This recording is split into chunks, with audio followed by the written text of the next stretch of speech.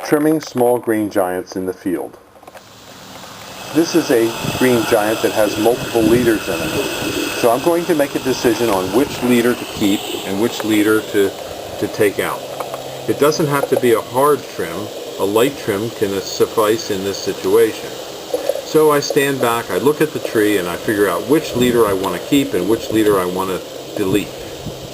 Now I'm going to trim this tree also around the sides, but I'm going to trim it harder on the side where it faces the sun all day, because that gets lots of sunlight and the other side does not. So I want to try and attempt to make this tree as uniform as I can through trimming, and also give it the appearance that I want and the shape that I want.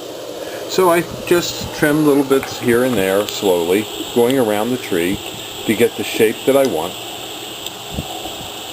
Standing back, looking, seeing which branches need trimming, and knocking off little bits at a time. You don't have to cut much. I can cut more than this. The tree will recover.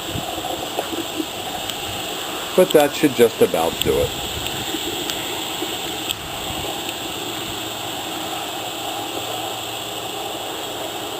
From another angle,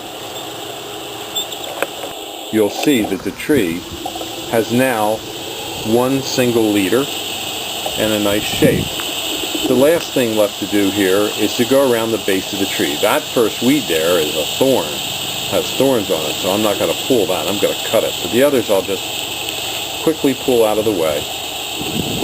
Keeping the weed control down is important, because if you keep the weeds out of the bottom of the tree, not only does it help promote growth of the foliage lower on the tree, it also prevents mice from finding a happy home. And if mice are more visible from the air, birds will kill them quicker. And so you'll have better mouse control on your trees if you keep them clean at the base. And yes, I probably should have a hat on for safety, but old dogs don't learn new tricks easily. And there you have it. That arborvitae is pretty well finished trimming. Now some arborvitaes get rubbed by deer. And the next arborvitae I show you will show some hard rubbing by deer and what I do in these cases. As you can see, some buck rubs are evident in this field. And some of them are pretty severe. This tree here will be a challenge for trimming. But you start in there by looking at that main leader that's been damaged and saying, that's got to go. And after that, you can make a determination about the rest of the tree. So I'll start in there and I'll just trim that main leader out. It's worthless anyway. Perhaps the rest of the tree is worthless as well. Looking in, I can see that I could possibly trim this to get a tree, but it would be more like a bush than a tree. So I'll just make up my mind and say, heck with it. I'm going to trim this one completely out of the way. It's no use having something that's so badly damaged that it never fully recovers.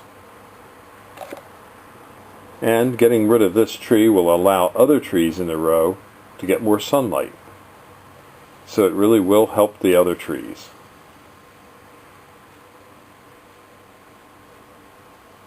Not all buck rub trees have to be destroyed. Some can be salvaged.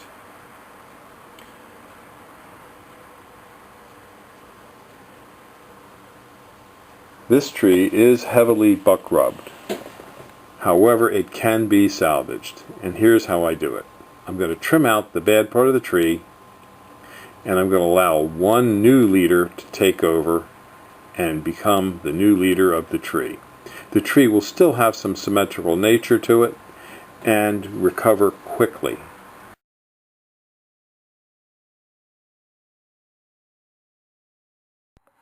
At Highland Hill Farm, we specialize in screen and shade trees. We also deliver and install to eastern U.S. locations. We have a location in Lenore, North Carolina, Fountainville, PA, and Milan, PA. So we service most of the eastern United States. We also have small liners, seedlings, and large trees available. We ship on our trucks or tractor trailers. You can stop in our main location at 5275 West Swamp Road, Fountainville, PA, or you can also just send pictures of your site if you want us to review site pictures. We'd be glad to do that for you as well. So don't hesitate. Call us now at 215-651-8329. Thank you.